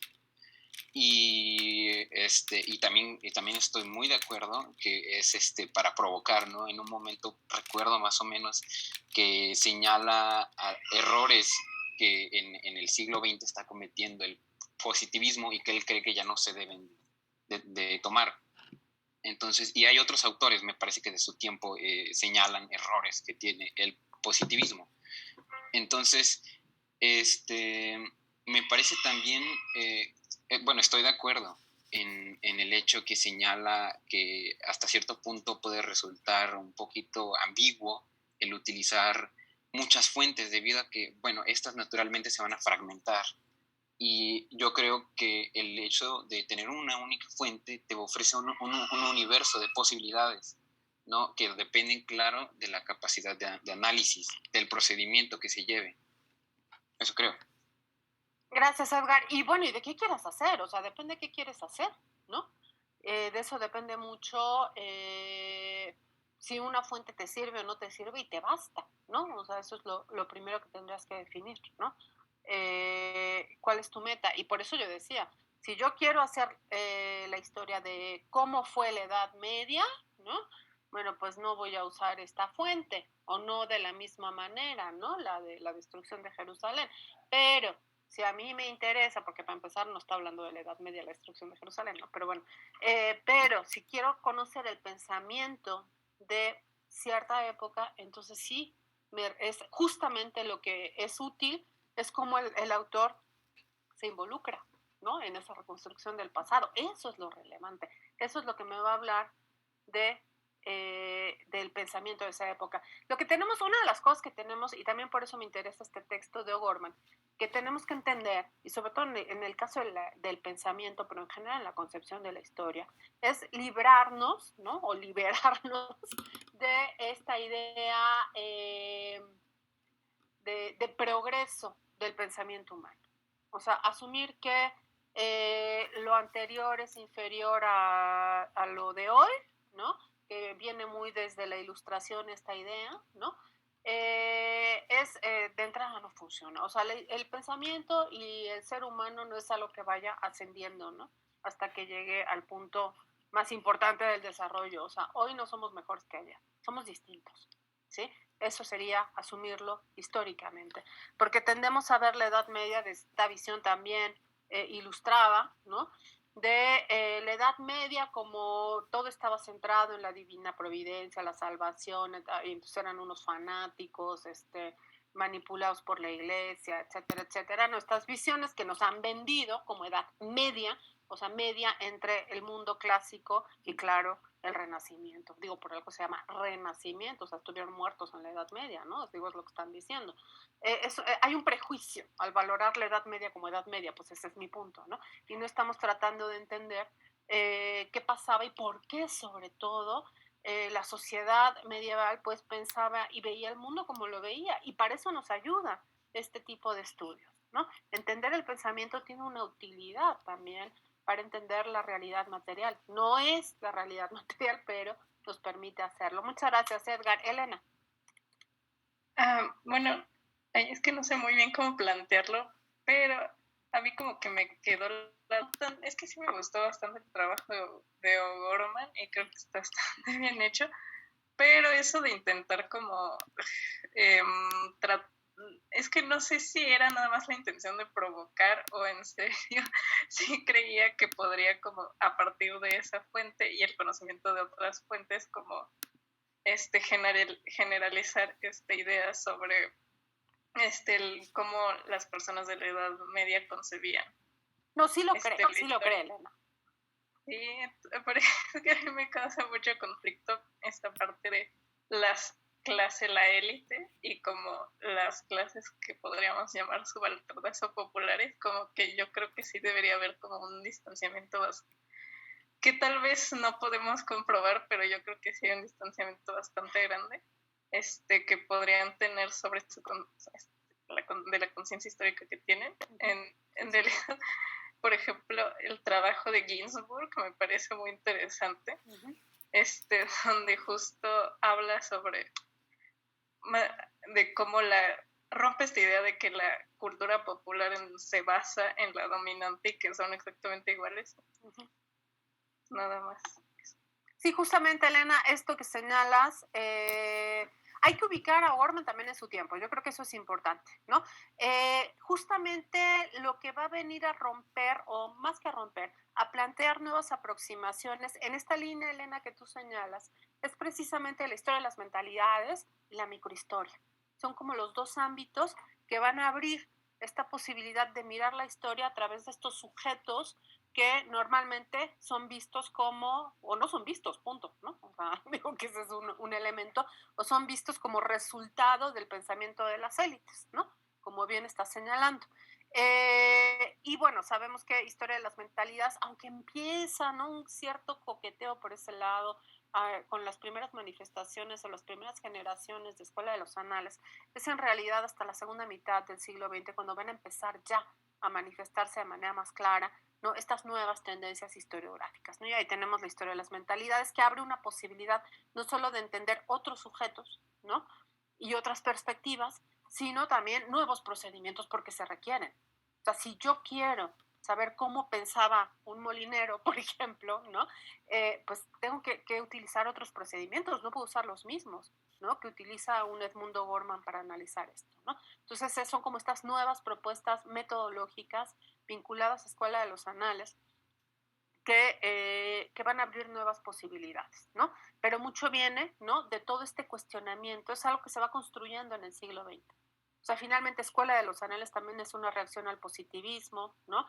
El propio marxismo británico también es una reacción al positivismo, y bueno, muchas de las escuelas que se van a dar en el siglo XX van a estar proponiendo nuevas formas de ver la historia distintas y obviamente también nuevas fuentes a explotar, ¿no? O sea, el hecho, por ejemplo, ya que O'Gorman esté planteando una fuente que se considera literaria para hacer un análisis, o sea, manejarla como si fuera historiográfica, bueno, para el positivismo sería escandaloso, ¿no? Pero desde la perspectiva de Escuela de los Anales, pues no habrá ningún problema. O sea, Anales empieza a abrir también esta posibilidad de nuevas fuentes, ¿no? Entonces yo creo que sí, tienes toda la razón, ¿no? Y esto es algo que habría que, no es que esté mal en sentido estricto lo que está planteando Gorman, habría que precisar que a lo que se refiere Gorman es a la conciencia histórica de ciertos sectores, ¿no?, de las élites, de ciertas élites, ¿no? Entonces eso que no lo hace Gorman, o sea, Gorman lo generaliza, ¿no? Pero es muy, muy acertada tu puntualización, Elena, muchas gracias. Ana. Sí, ¿sí se me escucha bien? Sí. Ah, bueno. Pues yo antes de escucharlos es porque nada más había leído el texto como que con la mente cerrada de que cómo vas a usar nada más una fuente, pero ya escuchándola y sí teniendo en cuenta que en la Edad Media no había como que tantas fuentes para poder ser estudiada, ya siento que aparte de que ya amplía un poquito más mi visión, sigo pensando que se tiene que usar más de una fuente, así que siento que podríamos usar ahora hoy en día el texto de Gorman como, pues lo podemos cuestionar, yo siento, ya con las fuentes más actuales que tenemos ahora, pues sí, eso. Ana, tú lo que señalas es que en efecto te parece que la propuesta de O'Gorman de ubicar el pensamiento, ¿no?, si quieres generalizar, ¿no?, el pensamiento, la conciencia histórica de todo un periodo a partir de una sola fuente no es viable, ¿no? Es lo que señalas, que será cuestionable, ¿no?, el planteamiento. Ok. Sí, pero trabajaremos. Sí, siento que lo podríamos como que poner en debate, o sea, como que un debate más amplio para no llegar a una sola conclusión, porque siento que no se podría, porque sí está como que mucho en debate, pero sí como que llegar a ¿cómo sería? Se me fue la palabra, pero no sé si me di a entender. Sí, entiendo que hoy en día podríamos cuestionar esta aproximación de Edmundo Gorman, que, bueno, déjate digo, no solo hoy en día, o sea, desde el momento en el que Edmundo Gorman dice esto, es cuestionadísimo, ¿no? O sea, no, sobre todo por estas vertientes mucho más empiristas, más tradicionalistas, van a cuestionar el planteamiento. Bueno, no hablemos de la famosísima tesis de O'Gorman de la invención de América, bueno, aquello va a ser un escándalo, porque lo que hace Edmundo O'Gorman finalmente es estudiar el pensamiento a través de las fuentes, ¿no? O sea, de las fuentes que refieren esto, pero el pensamiento, no está hablando de la realidad, sino del pensamiento, ¿no? Y esto, darle, digamos que calidad de historicidad y de valor histórico al pensamiento, un pensamiento que está anclado en referentes distintos a los criterios de verdad del siglo XX, bueno, pues es para el positivismo, que lo único que le interesa es lo que realmente sucedió, o sea, no qué pensaron, eso no importa, qué sucedió, qué pasó, bueno, pues esto es súper escandaloso, ¿no? Entonces, desde el mismo momento en que O'Gorman plantea esto, pues ya es cuestionado, ¿no? Pero bueno, claro que puede cuestionarse. Yo no digo que todos tenemos que pensar de la misma manera. Y sería interesante, Ana, a lo largo del curso, ¿no? Ir debatiendo y discutiendo estas cosas, porque precisamente muchos de los procedimientos y de las cosas que vamos a trabajar en este curso se va a vincular, no con una fuente única, ¿no? Pero sí vamos a partir de una fuente única, no para generalizar, sino para comprender ciertos fenómenos, ¿no? Entonces podemos ir dialogando en este sentido, ¿no? Muy interesante, Ana, lo que dices. Ricardo, sí, totalmente. O'Gorman es historiador de las ideas y es historicista. El historicismo se concentra esencialmente en la historia de las ideas, ¿no? Justamente, que es la diferencia entre historia de las ideas, que remite más al pensamiento de las élites, y por otro lado, o de ciertas élites, la historia de las mentalidades, que, o sea, tienen elementos comunes porque tienen que ver con el pensamiento, pero una apunta más hacia estas élites, ¿no? Productoras de discursos, y por otro lado, las mentalidades que apuntan más a estos sectores, ¿no? Que no son tan patentes esos discursos, pero que también, bueno, que han sido sectores olvidados normalmente, ¿no? Muchas gracias, Ana. Roxana. Sí, buenos días. Buenos días. Bueno, también ya había mencionado, quería decir lo de la historia de las mentalidades, que pues ya lo había mencionado, que se nota en O'Gorman este bagaje, y como también que ha leído a Legoff, ¿no? Se nota bastante, y creo que es parte de su base para crear este texto, este ensayo. Creo que sí se puede, bueno, yo pues ya tengo algunos más años aquí en esta facultad, entonces muchas veces mis maestros de comentario de textos, en primero me enfrentó a un texto medieval. Entonces, pues para mí fue muy difícil entrarle a la fuente hasta que leí el texto de O'Gorman, ¿no?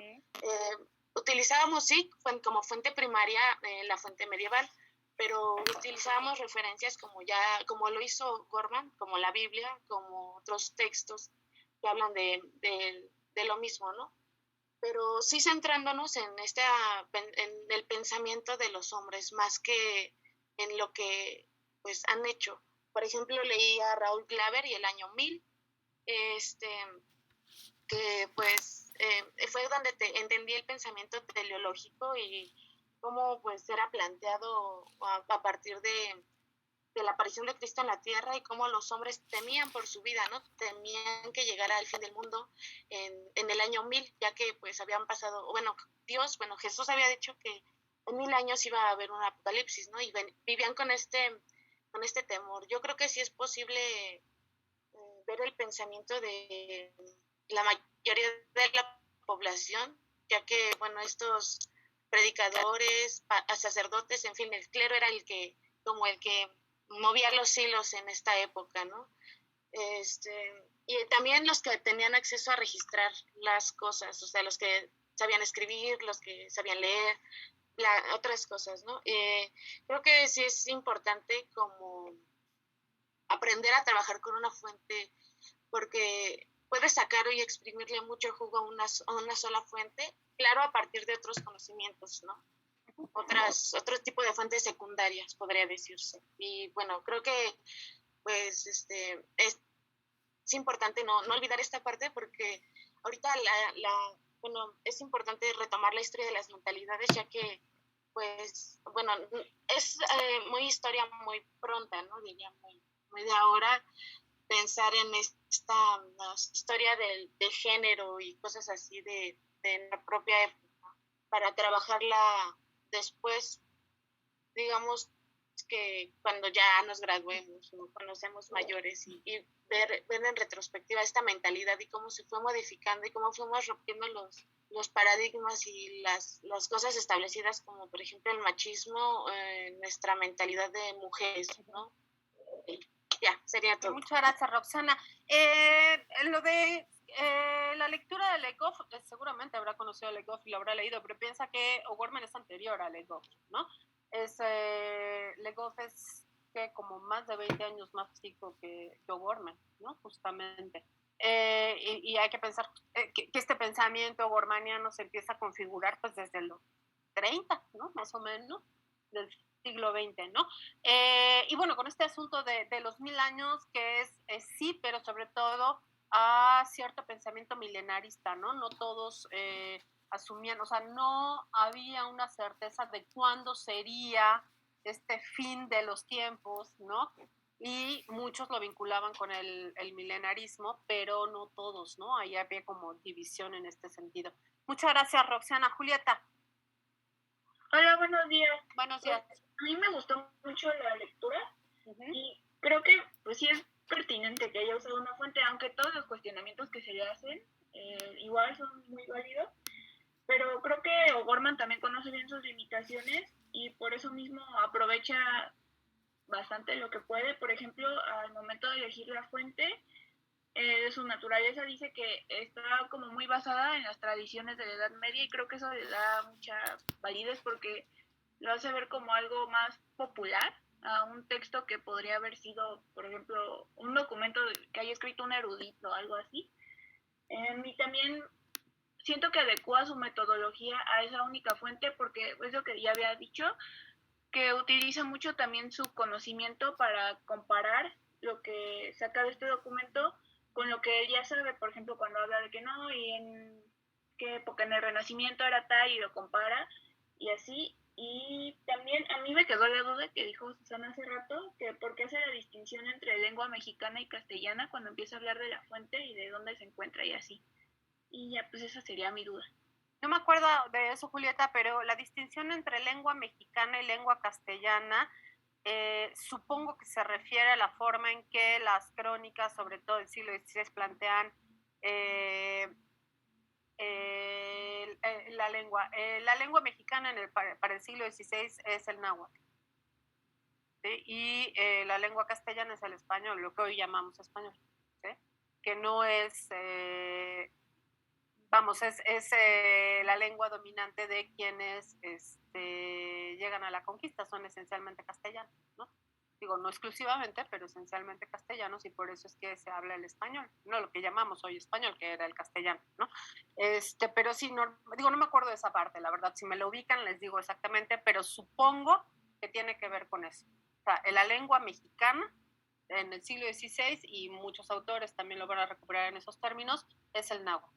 O sea, la lengua de los mexicas, ¿no? No del México del siglo XIX, XX, ¿no? O sea, el México independiente, sino la lengua de los mexicas, ¿sí? Si me lo ubicas, Julieta, ahorita, pero díganme qué dice, porque no, a ver. Bueno, Susana, dame un segundo, le voy a dar la palabra a Luis, a Marco, y ahorita volvemos para que me digas qué dice Susana, ¿no? Luis. Hola, buenos días. Buenos días. A mí me gustaría rescatar que, como estábamos comentando, que tenía a través de una fuente única si era viable y así, en el texto, para indagar en la conciencia histórica medieval a través de una fuente única, esta tendría que reunir un mínimo de condiciones que respondan a las exigencias del problema. La número 1 debe ser un documento medieval, lo bastante extenso para que permita recoger un repertorio de datos suficientemente amplio y que en sí, por su tema, sea una instancia de las relaciones con el pasado, es decir, que sea un documento historiográfico. Y me gustaría decir que para que sea viable llegar como esta conciencia histórica medieval, deben reunir estas condiciones. Exactamente. Ese es uno de los elementos importantes. No cualquier discurso sobre el pasado es historiografía. Eso es una de las cosas que vamos a recuperar ahorita que cerremos la discusión de O'Gorman, ¿no? O sea, no cualquier discurso sobre el pasado es historiográfico. Para que sea historiográfico también tiene que cumplir ciertas características, ¿no? Que tiene que ser suficientemente amplio para que te permita tener esta visión interpretativa y explicativa de conjunto. Eso es muy importante, es decir, tienes que tener acceso a una explicación general, ¿no? Completa, integral, y eso, bueno, es lo que te permite aventurar estas hipótesis, ¿no? Y bueno, la temporalidad, ¿no? Debe ser un documento que corresponda a la época de la cual quiero revelar el pensamiento, la conciencia histórica, ¿no? Son como los tres grandes elementos. Y otra de las cosas que es muy importante es esto que señala O'Gorman con respecto a la necesidad de la conciencia de las tres temporalidades, ¿no? Es decir, el autor, en este caso, el autor de la Destrucción de Jerusalén, está haciendo alusión a un pasado, entonces ese pasado es la primera temporalidad, la segunda es la del autor que está haciendo alusión y la tercera de yo que estoy leyendo ese texto.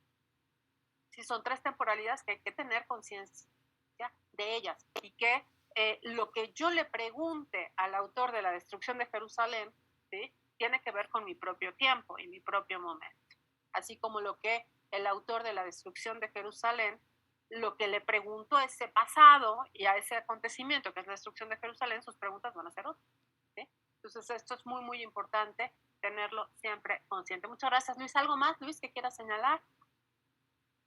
No, nada más. Gracias. Muchas gracias. Marco. Sí. Ay, ya te puse la participación. Ajá, sí. Adelante. No, a mí yo, desde secundaria siempre había creído que para poder hacer un trabajo de este tipo tenía que recurrir a distintos tipos de fuentes. Pero pues ahora sí que este texto me enseñó que no es necesario. Obviamente lo que dijo mi compañero, que debe tener cierto, por así decirlo, cierto contenido que me pueda ayudar a comprender o poder ver o visualizar la situación de una manera un poco más general. Y también se me hizo importante el tener en cuenta los tipos de tiempo que manejó O'Gorman, que son los que usted decía, que es el tiempo del hecho, del autor y también el tiempo de nosotros, ya que dependiendo del tiempo va a ser el tipo de pregunta. Ok, muchas gracias, Marco. Ojo, o sea, depende de qué quieran hacer, si vale la fuente única o no, o sea, depende de qué quiero hacer y de las preguntas que estoy planteando. No vayan a decir luego que la maestra de historiografía nos dijo que con una fuente, entonces mi tesis va a ser con una fuente. No, a ver, depende, ¿no? Depende, y obviamente eso de la fuente única, bueno, depende que también que tengas una serie de referentes alrededor, ¿no? Pero que es lo que está planteando pues el propio O'Gorman, ¿no? Y las características que debe tener esa fuente, pero sobre todo, porque lo que está tratando de entender es el pensamiento, volvemos al punto, ¿sí? El pensamiento, ¿cómo tienes acceso al pensamiento de una época? Pues a través de lo que esa época ha dicho de sí misma, ¿sí? O sea, esa es la forma de acceder al pensamiento, ¿no? Y el hecho de que O'Gorman haga esta generalización parte de una visión particular de la historia. Volvemos al punto, a la visión historicista que asume que lo que les decía el otro día de Ortega, yo soy yo y mi circunstancia. La circunstancia que compartimos nos va a dar referentes similares al enfrentarnos al pasado. Y eso es lo que permite, de alguna manera, que a partir de una obra se puede hacer esta generalización, que ya dijimos hasta dónde también puede hacerse la generalización, ¿sí? Pero ese es el presupuesto del que está partiendo O'Gorman, ¿sí? Que independientemente del individuo, hay una serie de elementos que se van a compartir en una generación y en esa medida se puede hacer esta generalización, ¿no? Muchas gracias, Marco. Julieta. Ya encontré el fragmento. Está hablando de los ejemplares del documento y dice, más importantes por su conexión con México son dos autos llamados de la Destrucción de Jerusalén, el uno en lengua mexicana y el otro en castellana. Los dos derivan de la primitiva pieza medieval. El texto mexicano fue publicado con traducción al español y una advertencia por Francisco del Paso y Troncoso en Florencia el año de 1907. Ajá, e incluso ya hace la distinción castellano-español. Sí, de lo que se está refiriendo es justo a la visión del 16, o sea, lengua mexicana es náhuatl. Castellano es español del siglo XVI, pues, y ya cuando habla de español ya está hablando de una actualización al siglo XX, ¿no? Eso es un poco lo que está planteando en esa parte, ¿no? De nada. Bueno, ok. Entonces, bueno, volviendo al cierre un poco de esta discusión. ¿Por qué estamos leyendo Edmundo Gorman? Pues porque un poco lo que queremos plantear es que, por un lado, el procedimiento de Gorman, ¿no? O sea, el procedimiento de Gorman es súper riguroso, súper meticuloso y es casi didáctico. O sea, es casi una muestra de cómo proceder frente a una fuente historiográfica para que nos revele la conciencia histórica del autor, ¿no? Pero una de las cosas más importantes que a mí me interesa, además de esta parte, ¿no? Y de los referentes, de las características que debe tener la fuente, ¿no? Y cómo hay que enfrentarse a la fuente, una de las cosas que me interesa muchísimo del texto es que, como parte de lo que plantea O'Gorman, es una comprensión del texto en su propia dimensión y en su propio contexto. Eso es una de las cosas que me interesa más. Es decir, O'Gorman en ningún momento se posiciona para decir, pues creían, el criterio de verdad de estos individuos era de tales características y eran unos fanáticos o no sabían lo que era la verdad o bla, bla, bla, ¿no? No se posiciona nunca desde ese punto de vista O'Gorman. O'Gorman está tratando de entender el texto por lo que nos está iniciar, si están bien, están mal, o son mejores o peores que nosotros. O sea, no está planteando eso. ¿Por qué? Porque es una aproximación comprensiva. Lo que está tratando de entender son los propios referentes del texto. Si nosotros queremos aplicar los criterios de nosotros, siglo XXI, a los textos medievales, por ejemplo, pues lo único que vamos a concluir es que no nos sirven para nada, porque pues hay milagros, hay apariciones, ¿no? Etcétera, etcétera, ¿no? Y si acaso voy a recuperar un datito por ahí importante, ¿no? Pero no estoy entendiendo la época, ¿sí? O sea, puede ser que yo haga una reconstrucción puntual de lo que pasó, el hecho 1, hecho 2, hecho 3, hecho 4, pero eso no nos dice nada, nos da información, pero no nos explica, ¿no? Y no nos permite entender. El pensamiento sí, nos da acceso a esa parte, a comprender cómo los seres humanos de una época se pensaban a sí mismos y pensaban su relación con el pasado, ¿no? O sea, la forma en que nos relacionamos con nuestro pasado dice mucho de nuestro presente, de nosotros y de nuestro presente, y es un poco lo que está tratando de comprender. Volvemos al punto, nosotros nos vamos a enfrentar a este tipo de percepciones, pero también a las percepciones, por ejemplo, de los mexica del posclásico, ¿no? Y si partimos de la idea de eso no es historia, son mitos, pues entonces ya mejor dediquémonos a otra cosa, ¿no? Seamos antropólogos o no sé qué, porque no vamos a entender que para estas sociedades, ¿sí? Eso que nosotros llamamos mito, para ellos era parte de su conciencia histórica y parte de su realidad. Y lo que nos interesa es entender esa dimensión del pensamiento y cómo se concebían a sí mismos en su relación con el pasado y con el mundo finalmente, ¿sí? Entonces, a lo que vamos nosotros, insisto, no es a enjuiciar las formas de concepción en función de los criterios del siglo XXI. Vamos a tratar de reconocer en los textos de los autores las inquietudes y el pensamiento de ciertas épocas, ¿no? Para estos autores, todos estos autores, el autor que está trabajando, Edmundo Gorman, el autor anónimo de la destrucción de Jerusalén, lo que es la historia, la disciplina en esta visión, si quieren, polisémica de lo que hemos hablado, en esta polisemia de la historia, pues lo que el autor de la destrucción de Jerusalén o de los anales de Cuautitlán, como vamos a ver, o de lo que les guste, la historia de Chichimeca, Tolteca Chichimeca, bueno, lo que para estos autores, lo que es la disciplina histórica, bueno, el hacer historia, no es lo mismo que es para nosotros, va a tener ciertas características, ¿sí? Cómo investigar, qué tipo de fuentes utilizar, no son los mismos criterios que utilizamos nosotros, son distintos.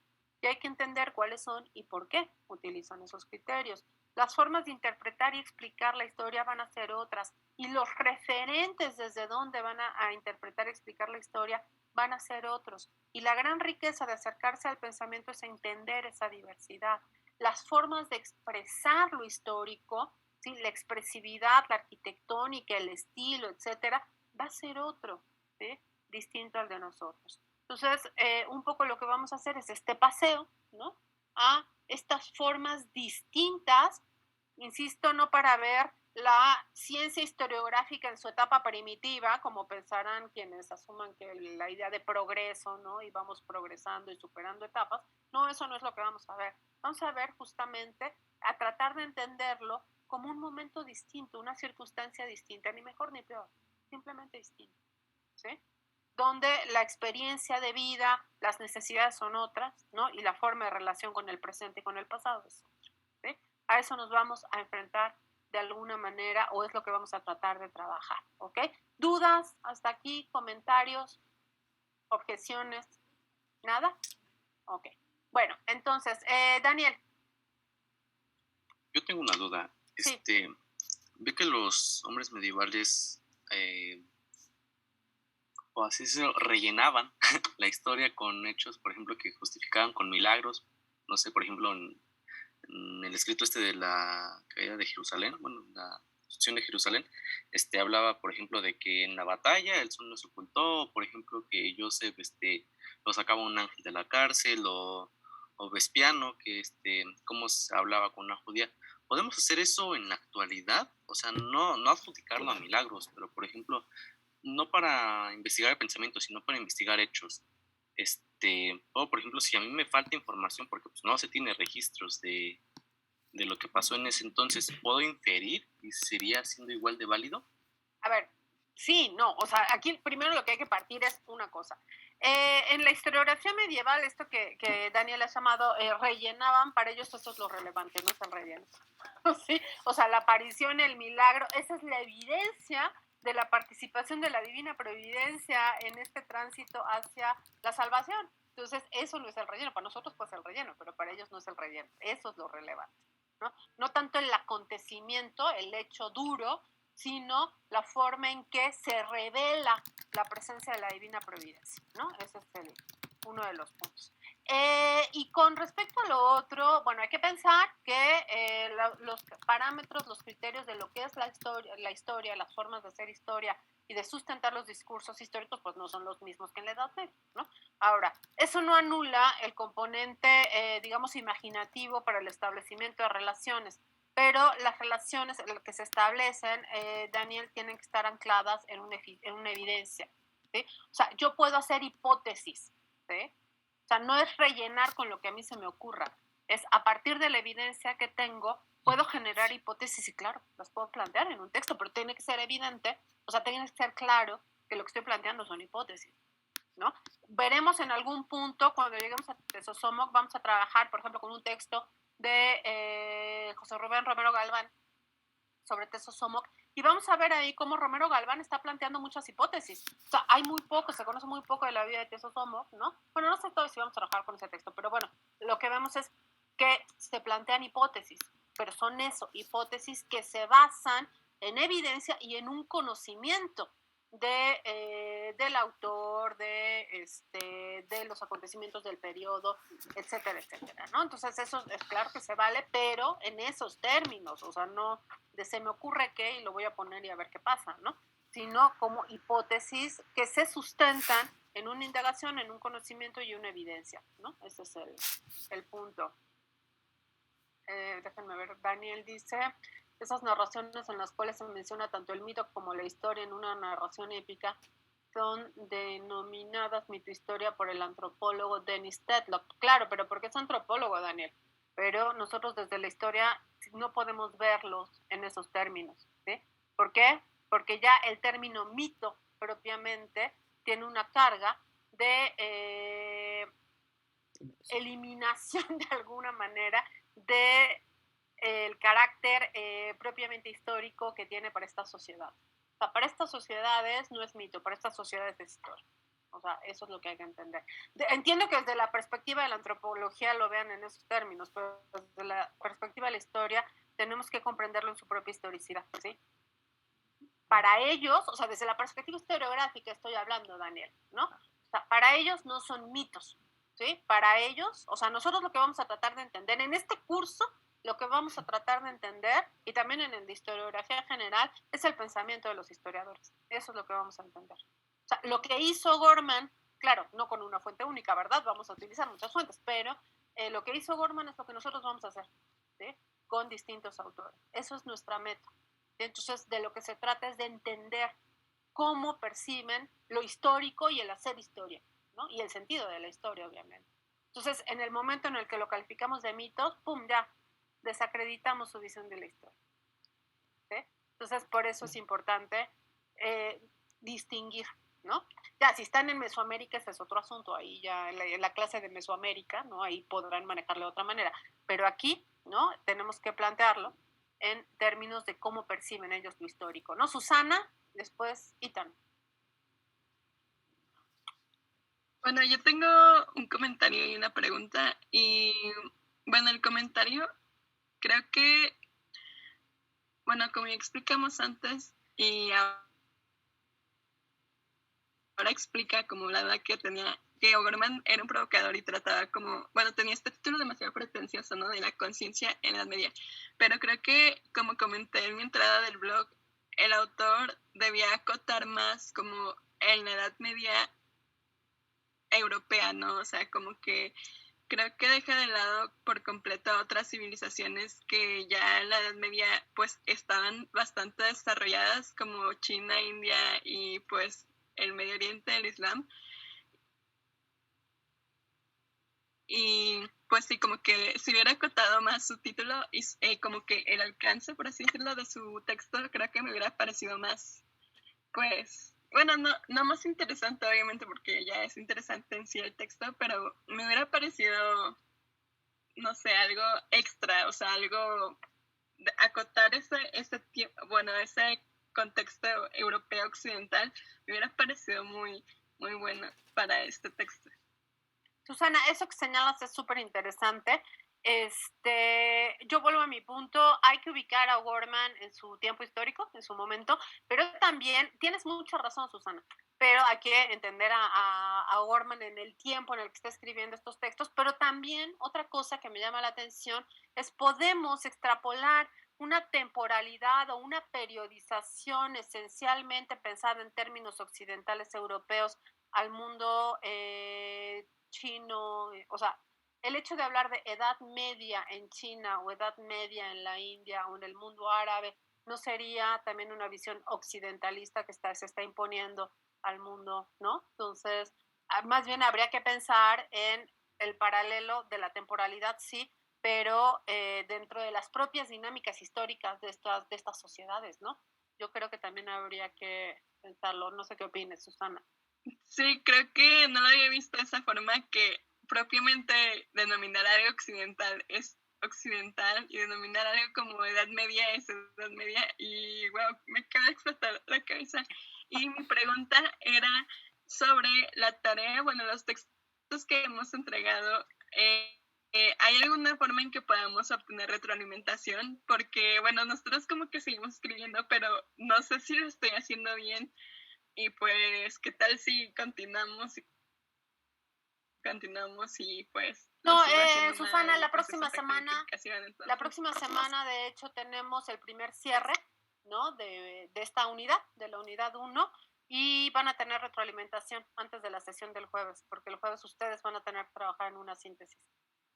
Y necesitan obviamente la retroalimentación, ¿no? Por cierto, aprovecho para hacer un comentario. Este semestre, por alguna razón que desconozco, se me ocurrió de repente que era genial la idea de en Classroom poner junto la participación en el foro y el trabajo que están entregando escrito. Y ya me di cuenta, ahora que estoy empezando a revisar sus trabajos justamente, ya me di cuenta que no fue tan genial la idea y por algo los tenía separados. Porque se califican, los porcentajes son distintos, uno es la de los escritos y otro la de los foros, ¿no? Entonces, a partir de este trabajo que van a entregar el lunes, ¿no? Ya va a estar separado, ¿no? O sea, en Classroom es lo mismo, ustedes van a hacer lo mismo, pero les va a aparecer separado, por un lado el trabajo y por otro lado la participación en el foro, para que así en la lista que saca Classroom sea más fácil ubicar, ¿no? Las participaciones. Ya lo otro pues yo veo cómo lo arreglo, ¿no? Entonces nada más les aviso eso, que ahora va a estar en 2 entradas distintas, que había estado en una sola, ¿no? Gracias, Susana. Ethan. Sí, muchas gracias. Me queda la duda, una pregunta. ¿Realidad histórica y conciencia histórica son sinónimos o es que acaso una determina la otra? Esa sería mi primera pregunta. La segunda, ¿podríamos llamar a este procedimiento algo así como el método o'gormaniano? Es decir, ¿es el único autor que inicia esto o hay antecedentes antes de, no sé, Ortega y Gasset o Gauss, no sé? Y lo segundo, ¿hay otros historiadores tal vez contemporáneos a la formación de usted o a nosotros, más cercanos, pues, que hayan intentado realizar este ejercicio de historia? Y la última también, me interesa muchísimo el concepto de historiología, espero que podamos ahondar un poquito más adelante. Gracias. Ok. Ethan, a ver si me acuerdo de todo. Bueno, del concepto de historiología, salvo algunas precisiones que se pueden hacer, O'Gorman lo utiliza como sinónimo de la reflexión teórica en torno a la historia. Entonces sería sinónimo, en términos generales, sinónimo de teoría de la historia, pero concebido no como lo que Álvaro Matute llama en el vínculo de una teoría especulativa de la historia, sino más bien una teoría crítica de la historia, ¿no? Pero bueno, será como teoría de la historia, ¿no? De alguna manera. A ver, Ethan, recuérdame las preguntas. La otra era... Claro, realidad histórica y conciencia histórica como sinónimos o una es consecuencia de la otra. A ver, espérame, ahí no son sinónimos, no son sinónimos. La conciencia histórica, en dado caso, podría remitir a una cierta, bueno, no podría, remite a una cierta realidad histórica, ¿no? Pero no son sinónimos para nada, ¿no? O sea, la realidad histórica es el pasado, ¿no? El acontecer, y la conciencia histórica es la forma en que los seres humanos se relacionan con su pasado. Esa es la conciencia histórica. ¿Sí? Pues son cosas distintas. Claro, la forma en que una sociedad se relaciona con su pasado, pues remite a una cierta realidad histórica o podríamos llamar a un cierto contexto, a lo mejor para no utilizar el término realidad, ¿no? Que a veces parecería como tan determinista, ¿no? Pero sí no son sinónimos. Bueno, no sé si respondí, pero ¿y cuál sería la otra? Sí. Memoria. No se preocupe. Y si podemos llamar a este procedimiento el método o'gormaniano o hay antecedentes antes de él y si hay historiadores que se hayan aventado a esta tarea de hacer este ejercicio. No, bueno, O'Gorman no es el único, ¿no? Lo que tiene O'Gorman es que en México es de los primeros, no es el único, es de los primeros que va a lanzarse por estas vías, ¿no? Claras del historicismo, pero no es el único. Y en términos de si hay otros autores, claro, hay muchos otros. Muchos de ellos, insisto, son aquellos que provienen del exilio. Por ejemplo, Ramón Iglesias, un autor contemporáneo más o menos de O'Gorman, que también va a moverse en estos términos. Y vamos a tener muchos autores. En la actualidad, bueno, y obviamente a lo largo del siglo XX, pues todas estas huestes formadas por O'Gorman, ¿no? Que van a trabajar, dedicarse a los estudios historiográficos, que en realidad sería historia de la historiografía o análisis historiográfico, más bien análisis historiográfico, más que historia de la historiografía. Estaremos pensando en muchísimos, pero entre ellos, pues, José Rubén Romero, Álvaro Matute, Evelia Trejo, la propia Rebeca Villalobos, por ejemplo, aunque Rebeca Villalobos ya está muy digamos, en las muy vinculada con las tendencias contemporáneas, tentó una edad historicista. Bueno, Rodrigo Díaz, que ya no está aquí en México, el propio Miguel Pastrana, ¿no? En fin, muchos de quienes se dedican justamente al análisis historiográfico tienen toda esta base historicista o'gormaniana y que aunque ya se han ido integrando, bueno, yo me asumo también en esa parte, se han ido integrando elementos de las nuevas corrientes, de las nuevas interpretaciones, la base del posicionamiento del deporte historicista, sin lugar a dudas, ¿no? Hablar del método o'gormaniano, pues en el sentido de que O'Gorman plantea de manera muy clara el procedimiento, sí, pero en realidad más bien es como plantear cierto tipo de preguntas a los documentos historiográficos desde cierto lugar, ¿no? Entonces no sé si podremos llamarlo en sentido estricto el método o'gormaniano, ¿no? Pero bueno, es una propuesta, ¿no? De alguna manera que sin ser tan explícita en otros autores, comparten otros autores, ¿no? Y no sé si hay algo pendiente de lo que me preguntaste. No, todo muy bien, muchas gracias. Ok, de nada, Ethan. Carol, y con esto cerramos la sesión de participaciones porque necesitamos anclar lo de los procedimientos. Carol, ¿qué pasó?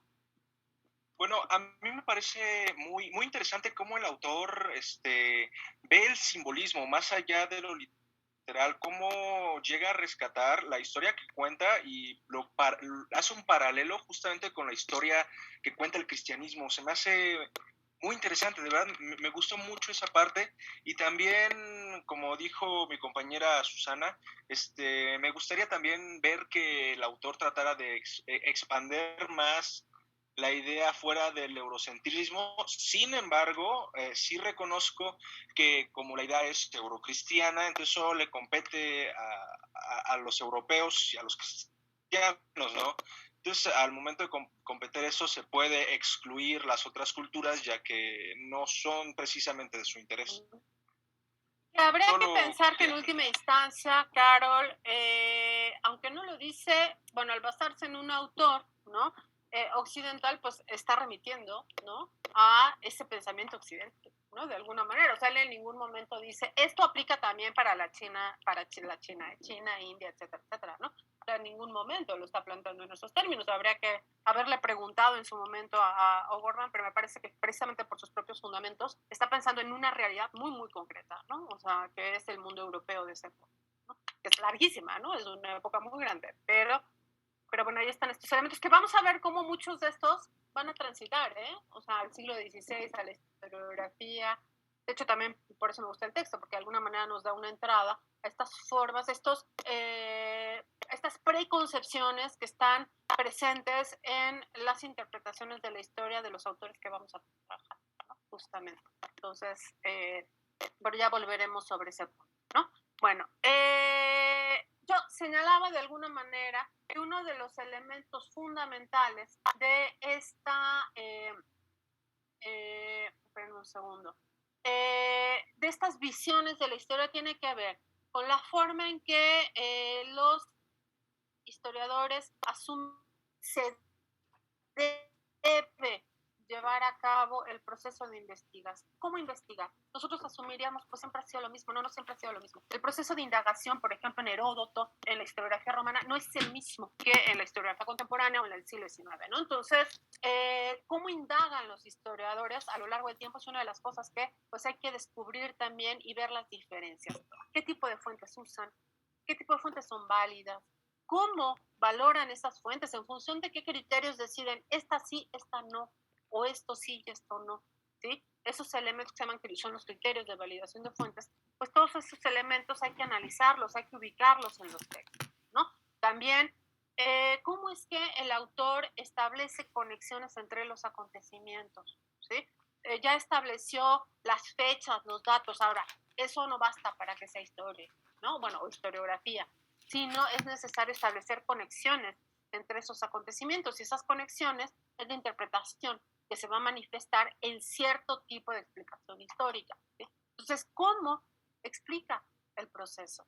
¿Sí? Y ahí estarían necesariamente pues los elementos que tienen que ver con los presupuestos, los referentes ideológicos de pensamiento de las épocas en las que están inmersos los autores, ¿no? Y también hay una forma particular que el historiador le da al discurso y una estructura particular que no es una cuestión solamente estética, ¿no? O sea, no es nada más de, se me hace que se va a ver más bonito si pongo muchas metáforas o cierto tipo de metáforas, sino tiene que ver con la intención explicativa, o sea, el lenguaje, el tipo de lenguaje que utiliza el autor y la estructura que le da a los textos, tiene que ver también con la forma en que está tratando de explicar ese acontecimiento histórico. ¿Sí? Es explicativa, son estrategias explicativas, ¿sí? No nada más accesorios decorativos de los textos. Entonces, esto es una de las cosas que vamos a tratar de analizar justamente en este curso, ¿sí? No sé si logran ver el pizarrón, si se ve o no se ve. Díganme si lo ven o no lo ven. Sí se ve. Sí, sí, sí se ve. Sí, bueno, espero poder escribir porque nunca puedo escribir en el pizarrón. Entonces, primero, una de las cosas que vamos a señalar con respecto a la historiografía, pues es que uno, ¿sí? Tiene que ser un discurso sobre el pasado. Eso es lo primero, ¿no? Ahora, no cualquier discurso sobre el pasado es historiográfico, ¿sí? Entonces, que uno de los elementos que define que exista o que pueda considerarse un componente historiográfico es la intención. Una intención de recuperar la memoria, ¿sí? Es decir, yo puedo hablar del pasado, pero no porque me interesa recuperar la memoria, sino porque estoy tratando de plantear ciertas cuestiones o porque me pidieron un informe o lo que sea, ¿no? Pero no hay una explicación también, ¿sí? Es decir, no basta con que sea un discurso sobre el pasado, que haya una intención de recuperar la memoria, sino que tiene que haber también una explicación. Si yo hago una cronología, dato, pues ahí no hay una intención explicativa, ¿sí? Por ejemplo, los anales, aunque podemos discutirlo un poco, pero los anales, por ejemplo, ¿no? Que ustedes se trabajarán en historiografía general, bueno, pues recuperan mucho el dato, ¿no? Aunque en anales ya empieza a haber una cierta intención explicativa, pero no lo hay de todo, pero no son propiamente historiografía, ¿no? O sea, insisto, las cronologías, las líneas del tiempo, ¿no? Que tanto deben haber hecho en la prueba, pues es una historiografía, porque son datos, ¿no? Nada más. Pues tiene que haber una intención, una explicación o una intención explicativa en ese discurso para que podamos considerarlo propiamente historiografía, ¿sí? Entonces, este es uno de los elementos, insisto, o el componente de la definición de lo historiográfico que queremos trabajar, ¿sí? Ahora, ¿cómo vamos a enfrentarnos o cómo vamos a analizar esta obra? Bueno, primero, estas obras historiográficas. Hay un autor, José Gaos, que es lo que tenían en el documento que les puse de apoyo para el análisis de fuentes, ¿no? José Gaos, en un texto muy complejo, que los invito a que lo lean, pero es muy complejo, sí, siempre que a uno en primer se me lo ponen a leer a José Gaos es como para desmayarse 3 veces, ¿no?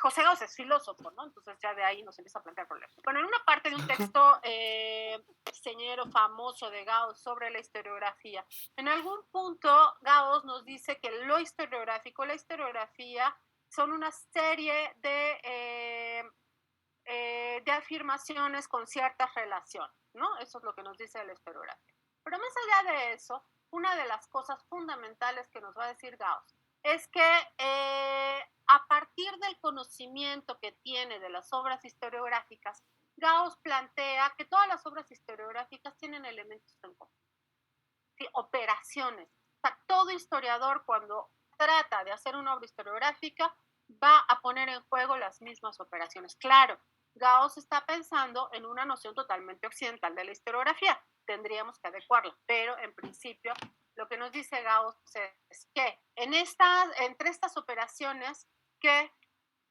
el historiador pone en juego, pues tenemos una operación heurística, una operación crítica, o la crítica, espérenme,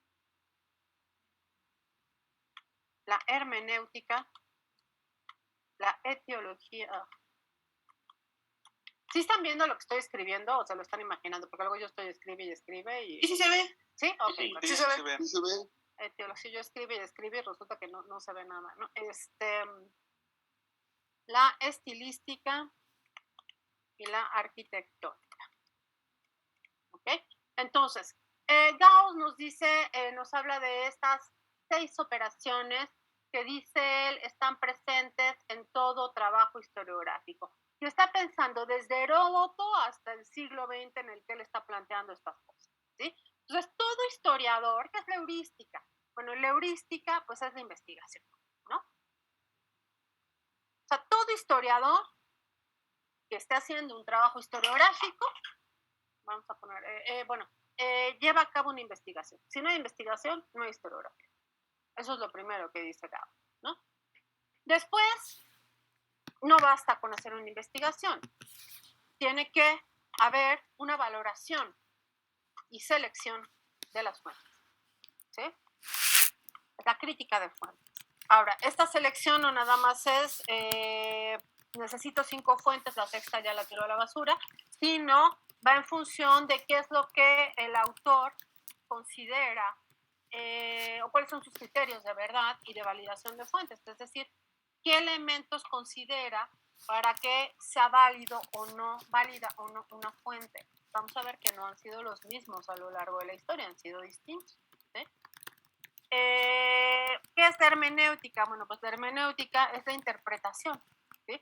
Es decir, no basta con establecer los acontecimientos, los hechos, ¿sí? Las fechas, los datos, sino que el historiador tiene que establecer conexiones, ya decíamos, entre esos datos y entre esas fechas, etcétera, etcétera. Y eso es la interpretación. Pues, ¿qué es la interpretación? El sentido que el autor le da a ese proceso histórico, ¿no? ¿Se acuerdan de Kaller, el significado del significado? Bueno, está aquí en este paso, está en la hermenéutica y en la teología, o todo en el plano hermenéutico, ¿no? Es decir, es la forma en que da coherencia al historiador y sentido al pasado.